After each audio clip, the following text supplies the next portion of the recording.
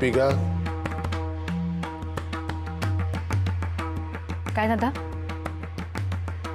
त्यांच्या पुढ्यातली फुलं घेऊन ये. फुलं? प्रश्न विचारू नका दीपिकाताई. प्रश्न पुण्याचा ऱ्हास करतात. म्हणा. बरं.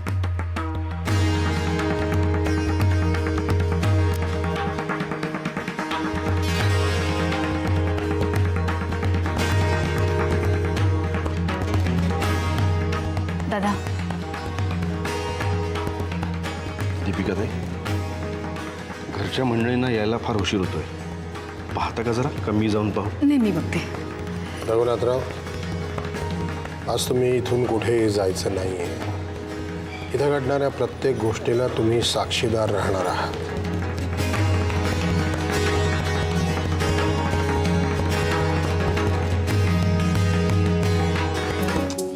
हे बघ सरिता, मी इथे चुकून आलोय. कोणी कितीही सांगितलं तरी माझं मन हा सगळा झालाय तो चमत्कार आहे हे मानायला तयार नाही. अभय, म्हणजे तू चमत्काराशिवाय महाराजांना नमस्कार करणारच नसशील तर महाराज तुला तेही दाखवतील. म्हणजे काय झालंय दीपिका? वहिनी, अगं दादा आवऱ्यात गेलाय. काय म्हणजे? कस्तुरी, ही एक अशी अवस्था असते ना की ज्यात आत्म्याचं परमात्म्याशी मिलन होतं. म्हणजे जरी माणूस शरीराने आपल्यात असला ना तरी तो मनाने आपल्यात नसतो. त्यावेळेला त्यांनी बोललेला प्रत्येक शब्द एक वेगळाच अर्थ घेऊन जन्माला येतो. वेगळंच तेज आलेलं असतं. म्हणजे थोडक्यात काय की दादांच्या रूपाने महाराजांनी आपलं अस्तित्व दाखवून दिलंय. पण दादांच्या बाबतीत हे आधीही घडलंय का? हो, म्हणजे साधारण 10 वर्षापूर्वी गुरुपौर्णिमेचा दिवस होता तो. मी गरोदर होते. त्यावेळी दादा या अवस्थेत गेले होते. तेव्हा दादांनी मला सांगितलं होतं की तुला कन्यारत्न होईल. आणि ते खरं झालं होतं. खरंच कस्तुरी, हा एक विलक्षण अनुभव आहे. हो की नाही दीपिका? खरंच आहे. अगं, आता आपण वाट कसली बघतोय? हा क्षण निसटून जायच्या आत आपण त्याला पकडलं पाहिजे. चला लवकर.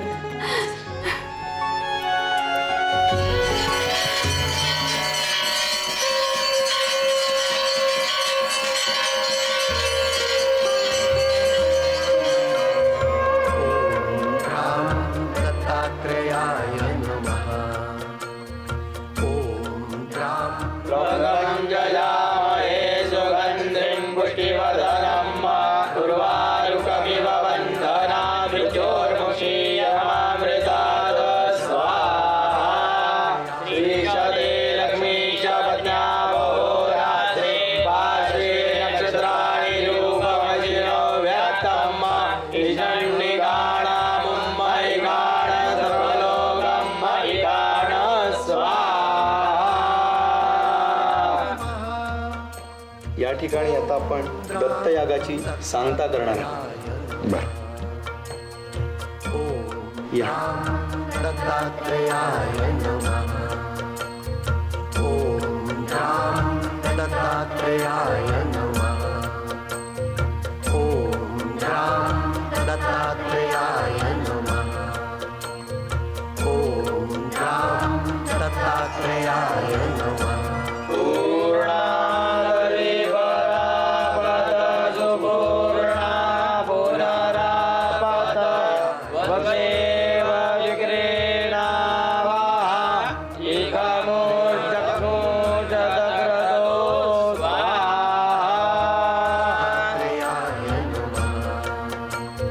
ओम राम दत्तात्रेयाय नमः. दत्तात्रेयाय नमः. ओम राम दत्तात्रेयाय नमः.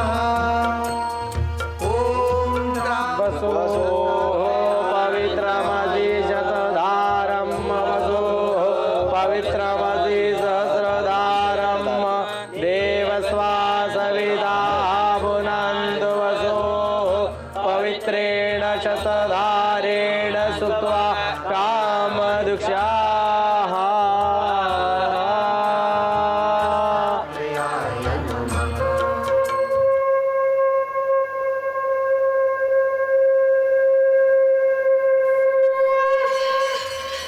ठिकाणी यज्ञ समाप्ती झालेला आहे.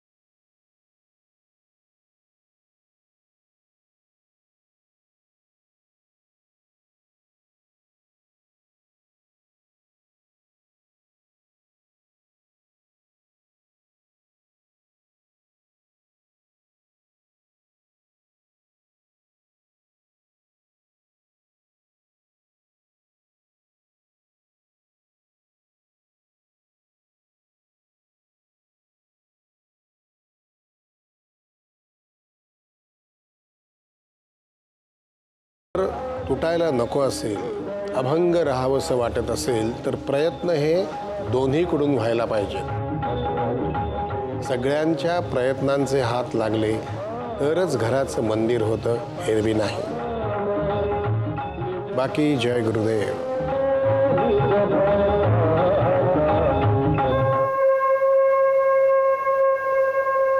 कस्तुरी, ये बाळा, पुढे ये.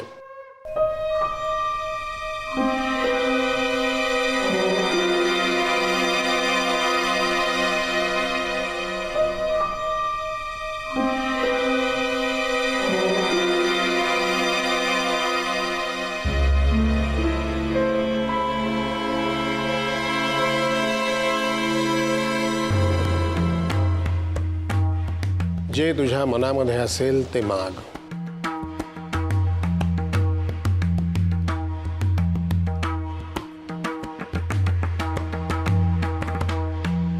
मयुरेश, बाळ, तिन्ही जगातली कोणतीही शक्ती कालचक्राला थांबवू शकत नाही, परत मागे वळवू शकत नाही. एक गोष्ट नक्की की या दरबारातून कोणीही आजपर्यंत रिकाम्या हातानं गेलेलं नाही, तूही जाणार नाहीस. तुझा मयुरेश तुझ्या पोटी जन्माला येणार आहे, परंतु तो तुझ्या मयुरेश सारखाच असेल अशी मात्र अपेक्षा करू नकोस, कारण जगामध्ये कोणीही एक हा दुसऱ्यासारखा नसतो आणि तो तसा नसतो, म्हणूनच हे जग चाललेलं आहे. लक्षात येत आहे का मी काय सांगतोय ते?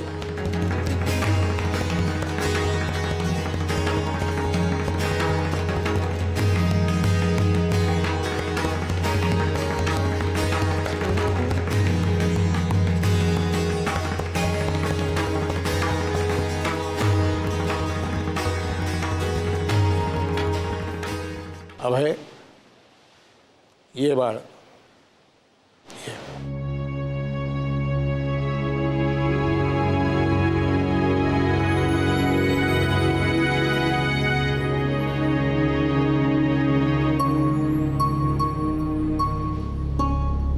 माग, तुला काय मागायचंय ते.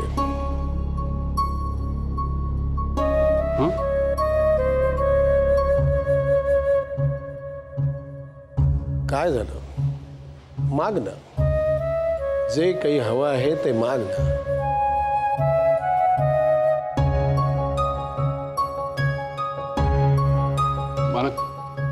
मला खरंच काही सुचत नाहीये काय. का? तुझ्या तर आयुष्याकडून खूप अपेक्षा आहेत ना, त्यातली कोणतीही एक मागून घे, पूर्ण करून घे. अभय, ज्या अपेक्षांसाठी आपण परमेश्वरापासून दूर जातो त्या अपेक्षा जर वेळेवर आठवल्या नाही तर अशा अपेक्षांना किती महत्त्व द्यायचं आपल्या आयुष्यात हे आपल्यालाच ठरवायला हवं की नाही? जाऊन बस, विचार कर. जे काही मागायचं आहे ते नक्की ठरलं की पुन्हा माझ्या जवळ ये.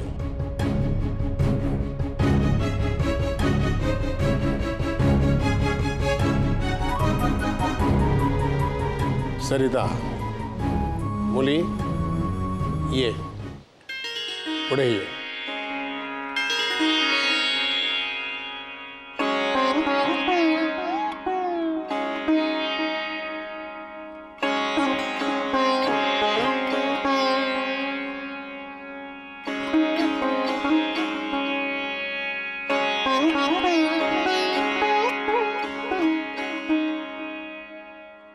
तुला काय हवं?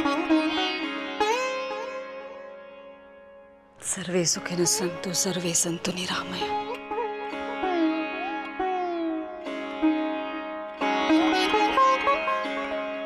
स्वतःसाठी काहीही मागणार नाहीस मुली? माझ्या घराला मिळालं म्हणजे मला मिळालंच की. पाहिलं तर रघुनाथराव, ही लक्ष्मी, हिला फक्त दोन्ही हातांनी देणं जमतं, घेणं कधीही जमलेलं नाही, जमणार नाही. पोरी, असाच संस्कार आणि श्रद्धा आयुष्यभर जप. तुझं कधीही वाईट होणार नाही.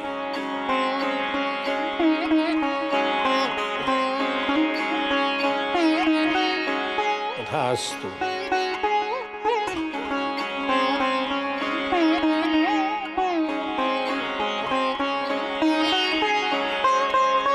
अजून कोणाला काही मागायचं आहे?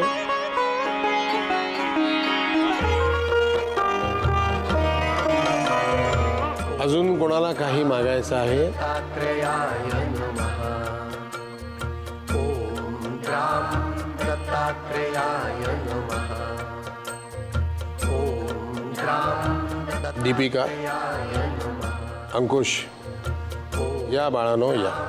दत्तात्रेयाय नमः ॐ ग्राम दत्तात्रेयाय नमः ॐ ग्राम दत्तात्रेयाय नमः ॐ ग्राम दत्तात्रेयाय नमः ॐ मी तुमच्याकडे काही मागायला नाही आली आहे. दत्तात्रेयाय नमः तुम्ही आम्हाला जे काही दिले ग्राम त्याबद्दल मला तुमचे आभार मानायचे आहेत. मला मात्र एक गोष्ट मागायची. तुमचं हे अस्तित्व कायम आमच्या घरात राहू दे.